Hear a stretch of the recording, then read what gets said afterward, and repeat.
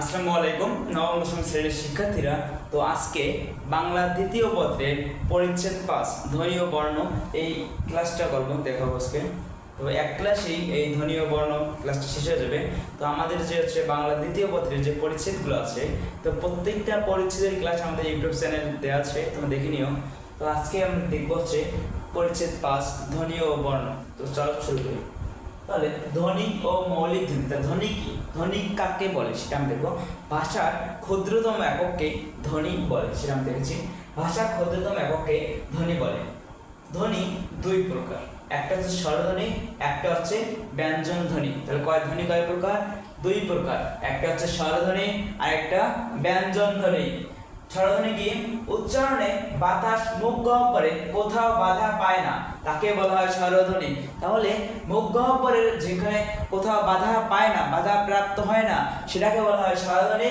এবং ব্যঞ্জন ধ্বনি কি? উচ্চারণে বাতাস বাক পতঙ্গের কোথাও না কোথাও বাধা পায়, তাকে বলা হয় ব্যঞ্জন ধ্বনি। তাহলে যেটা বাধা পাবে না সেটা হবে স্বরধ্বনি, যেটা বাধা পাবে সেটা হবে ব্যঞ্জন ধ্বনি। মৌলিক ধ্বনি 37টি, আমরা জানি ধ্বনি আছে 50টি, মৌলিক ধ্বনি কয়টি? 37টি। এরপর আছে স্বরধ্বনি 60টি এবং ব্যঞ্জন ধ্বনি কয়টি আছে? 30টি। এই 30টি এখানে দেওয়া আছে, কয়েকটা দেওয়া আছে। মৌলিক স্বরধ্বনি কয়টি? 60টি এবং মৌলিক ব্যঞ্জন ধ্বনি 30টি। মোট মৌলিক ধ্বনি হচ্ছে 37টি। তৃতীয় বন্ধনী দিয়ে এইগুলো লেখা লাগে, নির্দেশ করে এটা। বর্ণ ও বর্ণমালার পরিস্থিতি। তাহলে বর্ণ কি? ধ্বনির লিখিত বা দৃশ্যমান প্রতীককে বর্ণ বলে। তাহলে বর্ণ কাকে বলে? ধ্বনির দৃশ্যমান প্রতীককে বর্ণ বলে। এটি কানে শোনার বিষয়, চোখে দেখার বিষয়ে পরিণত করে। তাহলে কানে শোনার বিষয়কে চোখে দেখার বিষয়ে পরিণত করে কি? বর্ণ।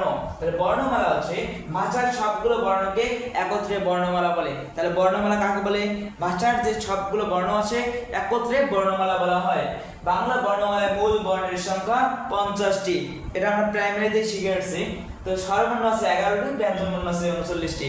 এগুলো জানার বিষয়, এগুলা 1 2 তে শেখানো হয়। তো এগুলা আমাদের দিয়ে দিয়েছে। তো এখানে স্বরধ্বনির প্রতীক স্বরবর্ণ এবং ব্যঞ্জন ধ্বনির প্রতীক ব্যঞ্জন বর্ণ, এটা আমরা জানি আগে থেকে। এরপর আছে কার চিহ্ন বা কার বর্ণ। তাহলে কার বর্ণ, স্বরবর্ণের সংক্ষিপ্ত রূপের নাম কি? স্বরবর্ণের সংক্ষিপ্ত রূপের নাম কার বর্ণ এবং ব্যঞ্জন বর্ণের সংক্ষিপ্ত রূপের নাম অনুবর্ণ। তাহলে কার বর্ণ আছে 10টি।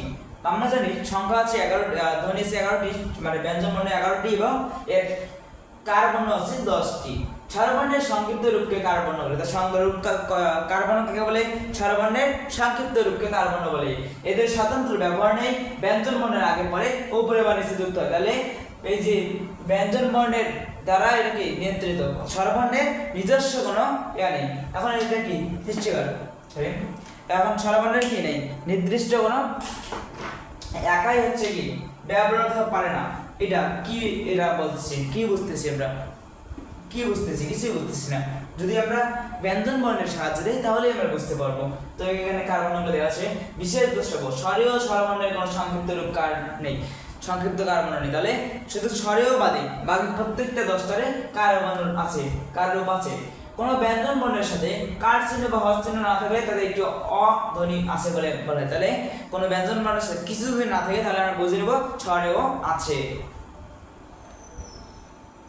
অনুবর্ণ, ফলা, রেফ ও বর্ণ সংকেত। তাহলে অনুবর্ণ কি?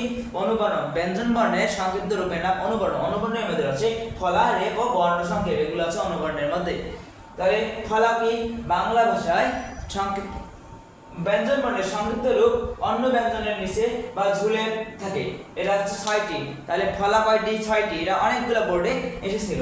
6টি: ন ফলা, ব ফলা, ম ফলা, ম ফলা, জ ফলা, র ফলা, ল ফলা, এগুলো। এরপর আছে রেফ, বৈষণ্যরা, এটা অনুবর্ণ রেফ। ব্যঞ্জন বর্ণের মাথার উপরে রেফ বসে, যেমন ধর্ম, বর্ণ, পর্বত। এই যে ধর্ম, এই যে এখানে যে রেফটা বসে এটা হচ্ছে বৈষণ্যর উপযোজন হয়। বর্ণ সংক্ষেপ, যুক্ত বর্ণ লিখতে অনেক সময় বর্ণকে সংক্ষেপ করা হয়, এগুলো হচ্ছে বর্ণ সংক্ষেপ। এরপর আছে যুক্ত বর্ণ। আমরা জানি কোন একটা দুইটা জিনিস মানে ক এবং ত, এটা যদি একসঙ্গে হয় এটাকে বলা হয় যুক্ত বর্ণ। ক এ ত, আসক্ত, এরকম যে এটা আছে। এখন যুক্ত বর্ণ দুই প্রকার, একটা স্বচ্ছ একটা হচ্ছে অস্বচ্ছ। স্বচ্ছকে যে যুক্ত বর্ণটা দেখলে বুঝতে পারি যে আমরা এইটা স্বচ্ছ, কেমন কি আমরা বুঝতে পারি যে একটা লিখলাম যেখানে বোঝা যাচ্ছে যে এখানে কয়টা আছে, এরকম কিছু একটা আছে, মধ্যে ছয়টা আছে, এটা বুঝতে পারছি। এমন কিছু আছে যেটা বুঝতে পারি না কি আছে এর মধ্যে, এইটা আছে অস্বচ্ছ।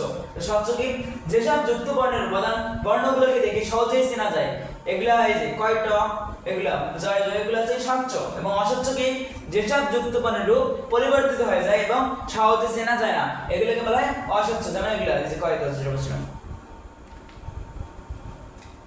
সংখ্যা বর্ণ, আমরা সংখ্যা বর্ণ 10টি, 0 থেকে 9 পর্যন্ত। ডেসিমেল সংখ্যা আমরা কলেজে দেখি যে ডেসিমেল সংখ্যা পদ্ধতি, ডেসিমেল সংখ্যা 10টি, এই 10টি এখানে বলছে যে সংখ্যা বর্ণ 10টি। বাংলা ভাষার সংখ্যা নির্দেশের জন্য যে 10টি সংখ্যা বর্ণ রয়েছে এগুলি। এরপরে প্রশ্ন দিছে ভাষার ক্ষুদ্রতম একক কোনটি? বর্ণ, শব্দ, ধ্বনি, বাক্য। তাহলে আমরা প্রথমে ক্লাসের শুরুতে প্রথম স্লাইডে দেখেছি ধ্বনি। বাংলা ভাষার মৌলিক ধ্বনি কয়টি? 50টি, 37টি, 11টি, 39টি। মৌলিক 37টি। মৌলিক স্বরধ্বনি কয়টি? 60টি। বাংলা বর্ণমালায় মূল বর্ণের সংখ্যা 50টি। স্বরবর্ণের সংক্ষিপ্ত রূপকে কার বর্ণ এবং ব্যঞ্জন বর্ণ, এটা হচ্ছে অনুবর্ণ। কার বর্ণ কয়টি? 10টি। ব্যঞ্জন বর্ণের সংক্ষিপ্ত রূপকে কি বলা হয়? ফলা। ব্যঞ্জন বর্ণের সংক্ষিপ্ত রূপকে বলা হয় ফলা, যেটা 6টি আছে। এবং স্বরবর্ণের সংক্ষিপ্ত রূপকে বলা হয় কার বর্ণ।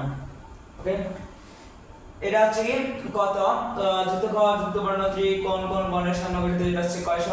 বাংলা ভাষায় সংখ্যা বর্ণ কয়টি? 10টি, 0 থেকে 9 পর্যন্ত। তাহলে ধন্যবাদ। আমাদের যে পরিচ্ছেদ 5 ছিল ধ্বনি ও বর্ণ, এই পরিচ্ছেদ শেষ হয়ে গেছে। তো পরিচ্ছেদ 6, 7, 8, 9, 10 প্রত্যেকটারই ক্লাস দেওয়া আছে ইউটিউব চ্যানেলে, তুমি দেখে নিও। আর এই ক্লাসটা দু একটা যে ভুল করে থাকি তো মাফ করে দিও, আমরা সলভ করে দিয়েছি বলে হয়তো। যে কি জানা হয়েছিল আমাদের যে ব্যঞ্জন বর্ণের সংক্ষিপ্ত রূপের নাম ফলা, এটা ভুল করে বলেছিল আগে। যাই হোক, তো পুরো ক্লাস জুড়ে আমাদের সাথে থাকার জন্য তোমাদের সঙ্গে অসংখ্য ধন্যবাদ।